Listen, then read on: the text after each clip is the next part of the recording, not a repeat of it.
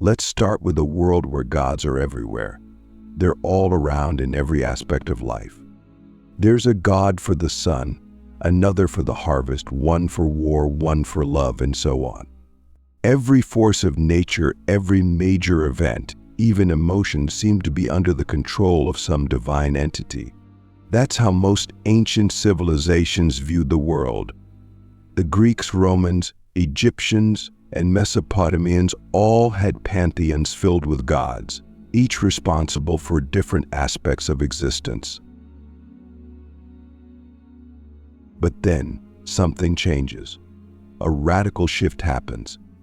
People start saying, no, there's only one God. And this isn't just a casual statement. It's a revolutionary idea. It changes how people view the world, how they view themselves, and how they view their purpose. The question that needs to be asked is, how did this transformation happen? What led to this massive shift from many gods to one? Let's begin by looking at the early roots of polytheism. In ancient times, polytheism made perfect sense to people. Life was unpredictable, and the environment was full of forces beyond control. When a devastating storm would sweep through a village, the immediate reaction was to believe that some god of storms was angry. When crops grew well, it was because the gods of fertility were pleased. This wasn't just superstition, it was a way of making sense of a chaotic world. People needed explanations, and so they developed these intricate systems of gods to bring order to the randomness of life. Click subscribe to this channel to get more profound spiritual lesson.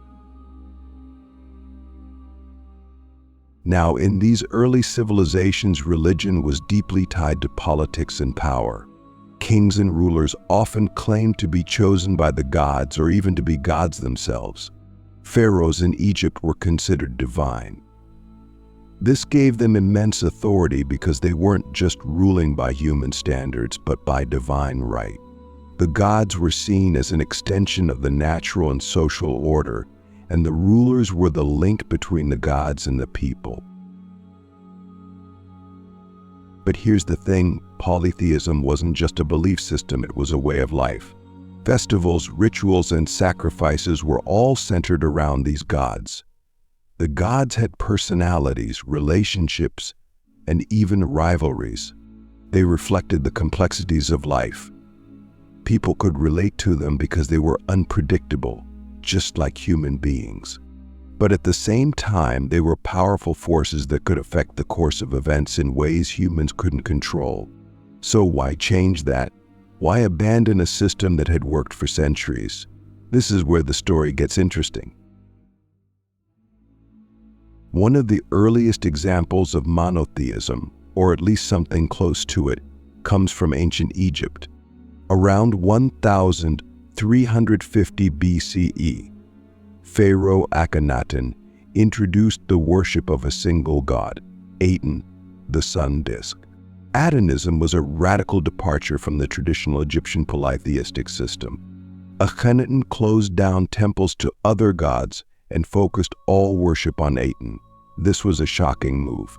Imagine living your whole life worshiping dozens of gods, only to be told that all of them are relevant and only one matters. That's what Akhenaten did. Now, Atenism didn't last long. After Akhenaten's death, the old gods came back, and the temples reopened. But this moment in history shows us that the idea of monotheism wasn't entirely foreign, even in the ancient world. It wasn't a sudden invention, it was something that could emerge, even in societies drenched in polytheism. But the big turning point for monotheism came with the ancient Israelites. In a world where everyone worships multiple gods, the Israelites developed the idea of a single, all-powerful God, Yahweh. This wasn't just a local god who controlled one aspect of life like the weather or fertility. This was a God who controlled everything. Yahweh wasn't just a regional deity, he was the creator of the entire universe, the one true source of all power. So what led to this shift? Why did the Israelites develop this idea of monotheism when everyone else around them was worshiping a multitude of gods? One theory is that the Israelites were a relatively small and marginalized group compared to the large empires around them like Egypt and Babylon. In a world dominated by powerful forces, monotheism could have been a way to assert a unique identity. While other nations had many gods, each with its own limitations, the Israelites' God was limitless, transcending nature itself. This gave them a sense of being chosen, a people set apart, with a special relationship to the one true God. It's also possible that monotheism offered a simpler, more coherent way of understanding the world. Instead of attributing different events to different gods, everything could be explained through the will of a single, all-encompassing deity. This God wasn't just in charge of certain aspects of life. He was in charge of everything, from the smallest detail to the grandest cosmic events. But it's important to understand that even within early Israelite religion, monotheism didn't appear overnight. The Hebrew Bible shows a gradual evolution in the idea of God. In some of the earliest texts, Yahweh is portrayed as one God among many. The Israelites believed that Yahweh was their God, but they didn't necessarily deny the existence of other gods. Over time, however, the idea developed that Yahweh wasn't just the God of Israel, he was the only God that mattered. The other gods were either false or irrelevant. This shift towards monotheism wasn't just a theological change, it was a social and political one. By worshiping only Yahweh, the Israelites were making a statement about their identity and their place in the world. They weren't just part of the broader polytheistic culture of the ancient Near East, they were different. Their God was different, and that difference gave them a sense of purpose and destiny. But monotheism also posed a challenge. In a polytheistic world, if one God didn't answer your prayers, you could always try another. But in a monotheistic system, there's only one God. If things aren't going well, you can't just switch gods. You're stuck. This created a new kind of relationship between humans and the divine. It wasn't transactional, like in polytheism, where you could offer sacrifices to different gods to get what you wanted. In monotheism, the relationship was more personal, more demanding. The one God wasn't just a cosmic vending machine. You couldn't just put in a sacrifice and expect to get what you wanted. Instead, you had to obey, trust, and have faith even when things weren't going well. This brings us to a crucial point. Monotheism introduced the concept of moral responsibility in a way that polytheism didn't. In a polytheistic system, the gods didn't necessarily care about how you lived your life. As long as you gave them the proper sacrifices, they were satisfied. But in monotheism, the one God wasn't just interested in rituals and offerings, he cared about how people lived. He had expectations. He demanded justice, compassion, and righteousness. This was a God who wasn't just powerful, he was moral. And that added a whole new dimension to religious belief. Monotheism also brought with it a sense of universality. In polytheism, gods were often tied to specific places or peoples. The gods of Egypt were different from the gods of Mesopotamia, and each culture had its own pantheon. But with monotheism, there was only one God for everyone. This God wasn't just the God of Israel, he was the God of the entire world. This idea of a universal God laid the foundation for the spread of monotheistic religions beyond their original cultural boundaries.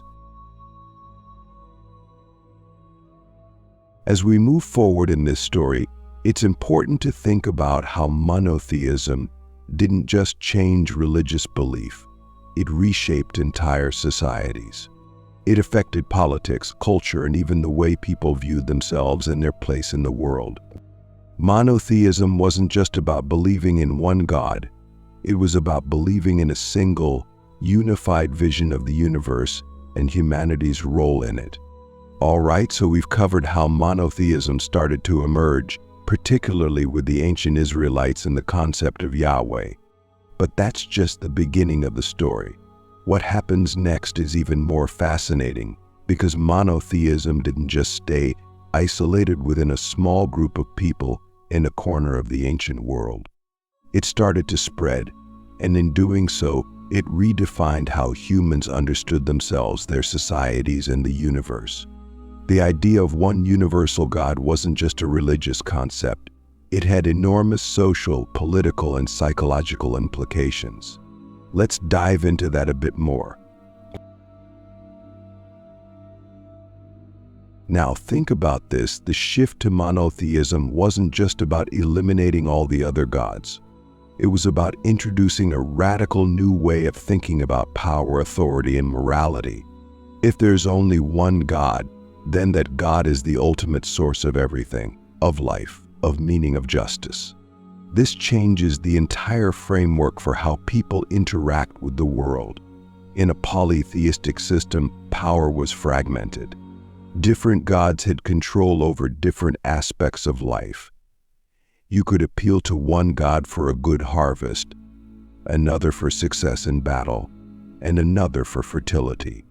But in a monotheistic worldview, all those different aspects of life are under the control of the same singular force. This introduces the idea that the universe isn't random or chaotic. It's ordered, purposeful, and governed by a single, unified will. That's a huge shift in thinking. Suddenly, the world starts to make sense in a new way. There's a higher order, a grand design behind everything. And this idea doesn't just stay in the religious realm. It starts to influence how people think about society and governance. If there's one God who controls everything, then human rulers are no longer seen as divine themselves, but as representatives of that one God. This becomes a powerful tool for kings and emperors. Instead of claiming to be gods themselves, they claim to rule by divine right. The one true God has chosen them to lead. This idea becomes central in later monotheistic societies, especially in Christianity and Islam, where kings and caliphs often justified their rule by saying they were appointed by God. But let's not get ahead of ourselves. Before these ideas spread across the world, there's another key development we need to talk about: the exile of the Israelites and the rise of the prophetic tradition. This is where monotheism really starts to take on a universal dimension. In 586 BCE, the Babylonian Empire conquered Jerusalem and destroyed the temple, forcing many Israelites into exile. This was a devastating event for the Israelites. Their entire religious system was centered around the temple, where sacrifices were made to Yahweh. Without the temple, it seemed like their connection to God had been severed. But instead of abandoning their faith, the Israelites responded to this crisis by deepening their commitment to monotheism. During the exile, the prophets, figures like Isaiah, Jeremiah, and Ezekiel, emerged with a powerful message. They said that the destruction of Jerusalem wasn't a sign that Yahweh had been defeated by the gods of Babylon. Instead, it was Yahweh's punishment for the Israelites' failure to follow his laws. But here's the key point: the prophets didn't just see Yahweh as the God of Israel anymore. They started to talk about Yahweh as the God of all nations, the creator and ruler of the entire world. This was a huge development. It meant that Yahweh wasn't just a local tribal God, he was the one true God, and his power extended over all people, not just the Israelites. This idea of a universal God was revolutionary. It meant that Yahweh's laws weren't just for the Israelites, they were for everyone. And this universality is one of the reasons why monotheism eventually spread beyond Israel. It wasn't just a religion for one group of people, it was a vision for all of humanity. Now, let's take a step back and think about why this idea of a universal God was so appealing, especially in the ancient world. Remember, most people in this time lived in a world of empires. The Babylonians, the Persians, the Greeks, and later the Romans, they all built massive, multi-ethnic empires that brought different cultures and religions into contact with each other. In a polytheistic world, this could be confusing. Whose gods were in charge? Did the gods of one empire defeat the gods of another? Were the gods of different cultures all just versions of the same thing? Monotheism offered a simple, clear answer. There's only one God, and He rules over everyone everywhere. This idea was incredibly powerful because it provided a sense of unity and order in a chaotic, fragmented world. Instead of having to navigate a confusing pantheon of gods, people could now believe in a single, all-powerful deity who governed everything with purpose and justice. And here's where things get really interesting. Monotheism doesn't just simplify the religious landscape, it also introduces the idea that history itself has a purpose. In a polytheistic worldview, history is often seen as cyclical. The gods fight, humans suffer, civilizations rise and fall, and the cycle repeats. But in monotheism, history has a direction. There's a beginning, a middle, and an end. The one God has a plan for humanity, and everything that happens is part of that plan. This is a completely different way of thinking about time and existence. For the Israelites, the idea of a purposeful history was tied to their sense of being chosen by God. They believed they had a special role to play in God's plan. Even when they were conquered and exiled, they didn't see it as the end of their story. Said, they believed that God was working through these events to bring about something greater. This sense of being part of a divine plan gave the Israelites an incredible resilience. No matter how bad things got, they held on to the belief that their God was in control and that He would ultimately fulfill His promises. Now, fast forward a few centuries and we see how these ideas start to spread beyond the Israelites. The rise of Christianity and Islam takes the concept of monotheism and expands it even further. Both religions claim to worship the same God as the Israelites, but they also make universal claims. Christianity, for example, teaches that God's plan isn't just for the Jewish people, it's for all of humanity. That Jesus is seen as the fulfillment of God's promises, not just to Israel, but to the entire world. In Islam, the Prophet Muhammad declares that there is no God but Allah, and that He is the God of all people, not just the Arabs. So now monotheism isn't just an idea held by a small group of people in the ancient Near East. It's a global phenomenon. And as it spreads, it continues to reshape how people think about the world. In Christianity and Islam, the idea of a universal God becomes deeply intertwined with concepts of justice, morality, and human responsibility. This isn't just a God who sits back and watches the world go by. This is a God who cares about how people live, who demands that they follow His laws, and who promises reward or punishment based on their actions. And here's where things get even more complex. Monotheism doesn't just affect how people see God, it changes how they see themselves. In polytheism, humans are often at the mercy of the gods. You can try to appease them with sacrifices, but at the end of the day, the gods are unpredictable. In monotheism, though, humans have a more direct relationship with God. They're not just pawns in a cosmic game, they're active participants in God's plan. This gives people a sense of agency and moral responsibility.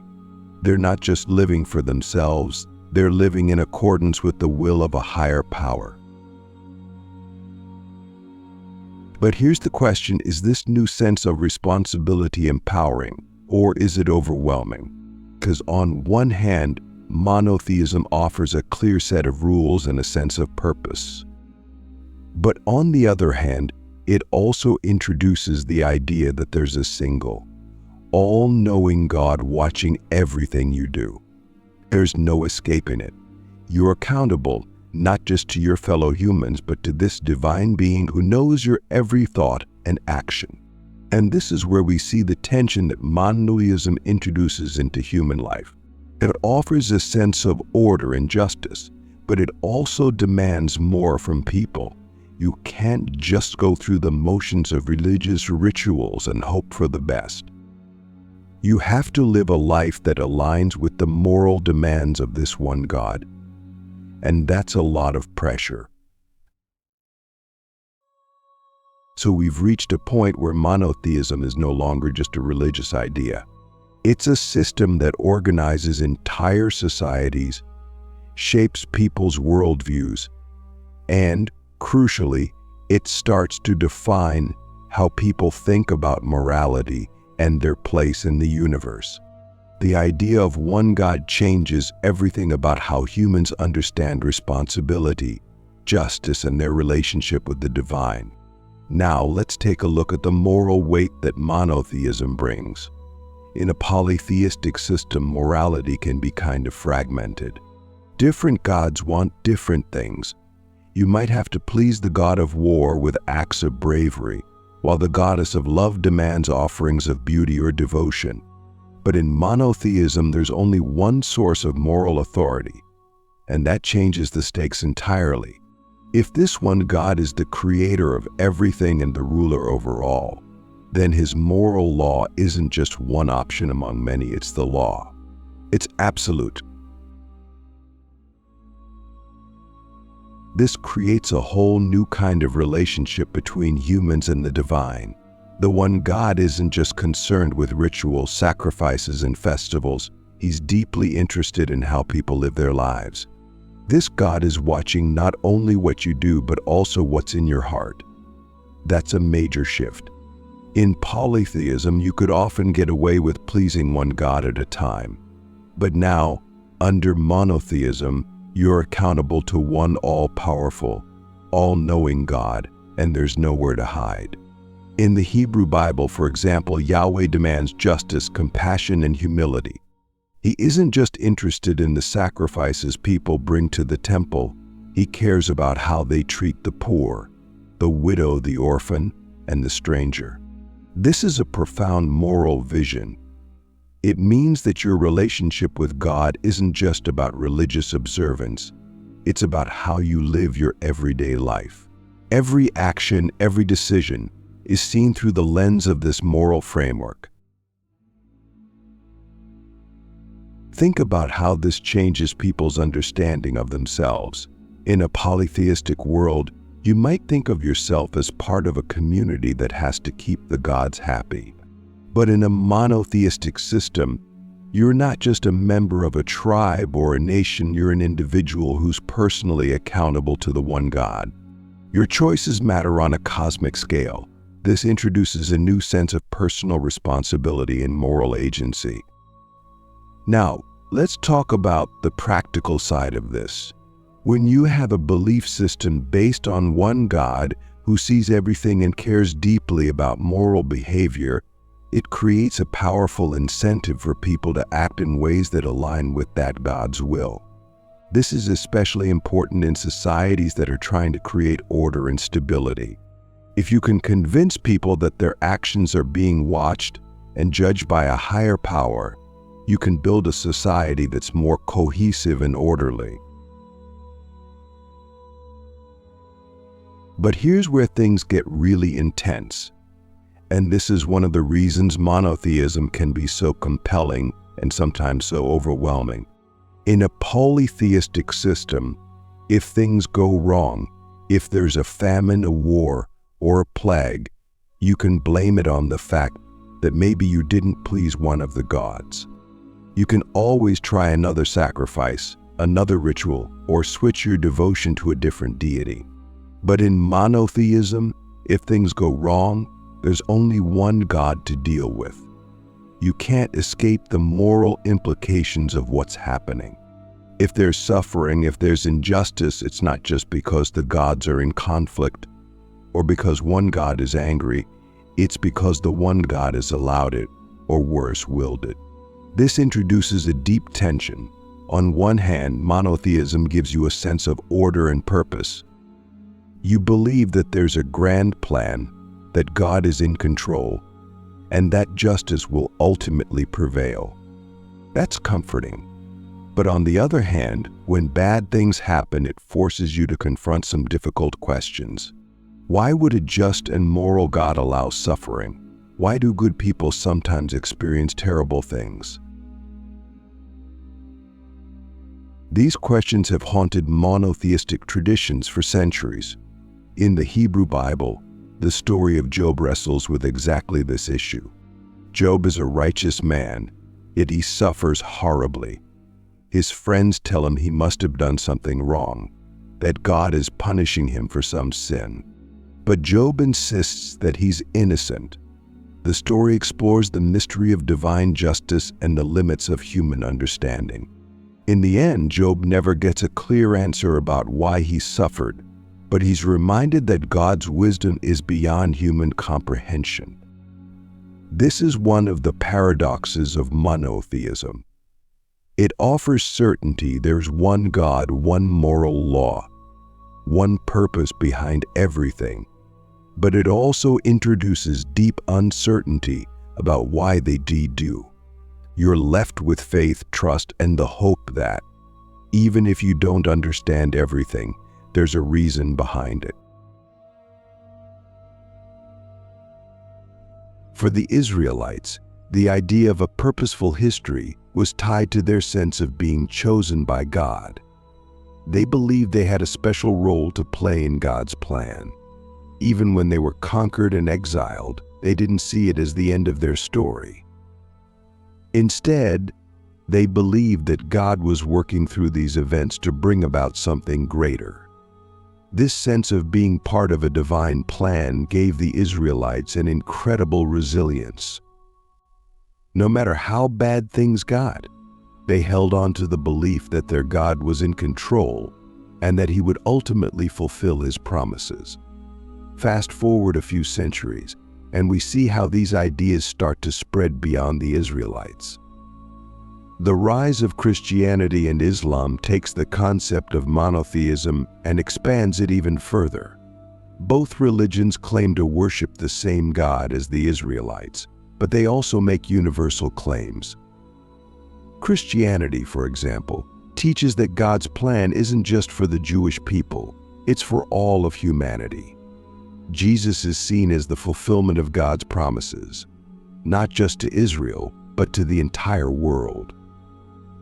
In Islam, the Prophet Muhammad declares that there is no God but Allah, and that he is the God of all people, not just the Arabs. And this isn't just a top-down system. Monotheism also empowers individuals by giving them a direct relationship with God. You don't need to go through a priest or a king to access the divine. This idea becomes especially important in later monotheistic traditions like Christianity and Islam. In Christianity, for example, the concept of salvation through faith means that anyone, regardless of their social status, can have a personal relationship with God. In Islam, the idea of Tawhid, the oneness of God, emphasizes that all believers are equal before God. This creates a sense of equality and solidarity among believers, even in highly hierarchical societies. But let's not forget that monotheism can also be a double-edged sword. When you believe that there's only one true God, it can create a sense of exclusivity. So if your God is the only real God, then other gods must be false. This has led to some of the most intense conflicts in human history. The idea of one God can unite people, but it can also divide them sharply. Wars have been fought, empires have risen and fallen, all in the name of defending or spreading belief in the one true God. Take, for example, the spread of Islam in the 7th century. The early Islamic caliphs saw themselves as carrying out God's will by expanding the territory under Islamic rule. They believed that by spreading Islam, they were bringing people into alignment with the one true God.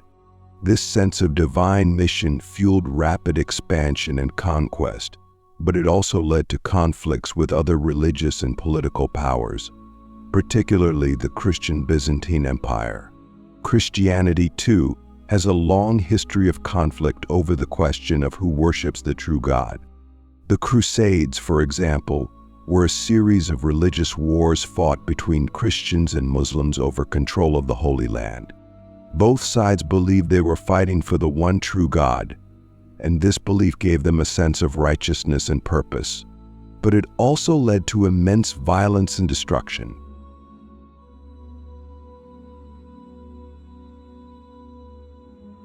So while monotheism can provide a powerful moral framework and a sense of unity, it can also create division and conflict.